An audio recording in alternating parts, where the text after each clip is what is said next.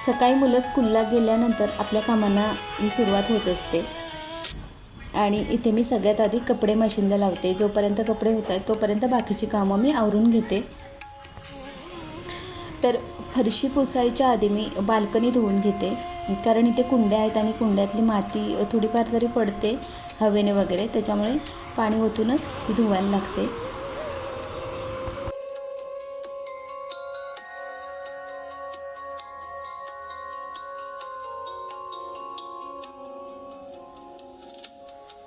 इथे पाणी ओतले बाल्कनीमध्ये, मग ते मी स्लायडिंग पण धुवून घेते त्याच्यासोबतच। फक्त पाणी ओतते आणि त्यानंतर मॉपने पुसून काढणार आहे।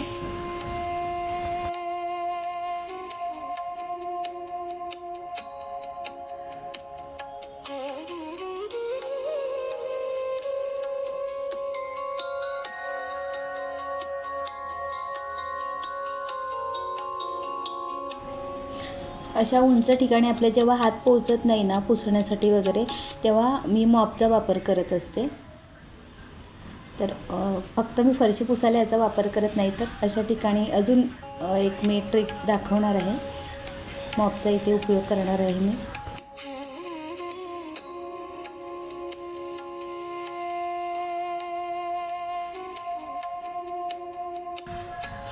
आता मॉपचा वापर इथे पण करणार आहे मी। स्लायडिंग घाण झालेली आहे, त्याच्यामध्ये जो कचरा आहे ना तो मॉपने निघतो, अगदी कमी वेळेत निघतो। आपण जेव्हा ब्रशने काढतो ना त्यापेक्षा खूप कमी वेळेत मॉपने हे पूर्ण घाण निघून जाते।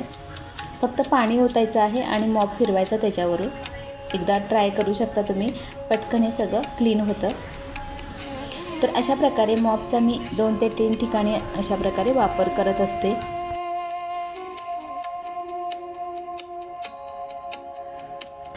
आता इथे जे पाणी ओतलं होतं ना ते काढून घेते।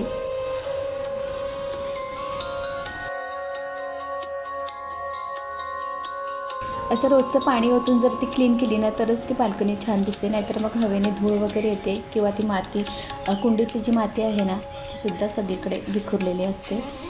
आणि त्यासाठी मी अशी रोजच्या रोज पाणी ओतूनच बाल्कनी क्लीन करत असते।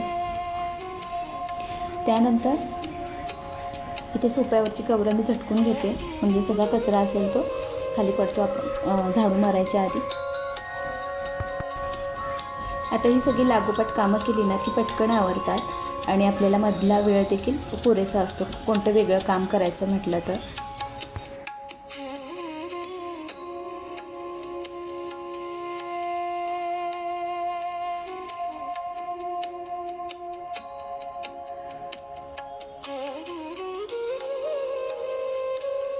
मॉपने किंवा हाताने फरशी पुसली तरी तेवढाच वेळ लागतो मला। 10 ते 15 मिनटंच पूर्ण घर पुसण्यासाठी लागत असतात। ते बाल्कनीचं वगैरे वेगळं आहे, ते क्लीन करायचं असेल तर त्यासाठी वेगळा वेळ लागतो, पण अगदी 1 ते 1.5 तासात माझी ही सकाळची सगळी कामं आवरलेली असतात। त्यानंतर सगळं फरशी वगैरे झाल्याच्या नंतर कपडे झालेले असतात मशीनमध्ये आणि मी कपडे वाळत टाकते। कपडे वाळत टाकल्याच्या नंतर आपला जो वेळ असतो मोकळा, तर ते मी दाखवते त्यावेळेत काय करते। तर मी शिवणकाम करते आणि इथे मी हे कापड घेतलेलं आहे, 3 मीटर कापड आहे आणि त्याचा मी फ्रॉक शिवणार आहे। मधला जो मोकळा वेळ असतो ना 1 ते 2 तास, तर त्याच्यामध्ये अशी कामं आपण करू शकतो।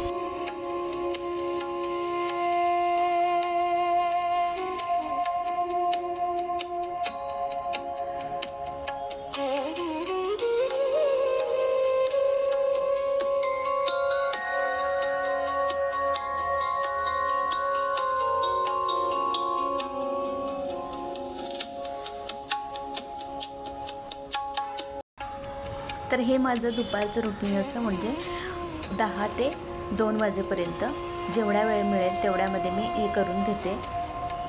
आणि मुलं घरी येईपर्यंत आपला मोकळाच वेळ असतो, तर मोबाईल बघण्यापेक्षा हे आपण करू शकतो। आणि व्हिडिओ आवडला असेल तर व्हिडिओला एक लाईक नक्की करा, चॅनलला सबस्क्राईब करा। भेटूया अशाच एका नवीन व्हिडिओमध्ये, तोपर्यंत बाय बाय।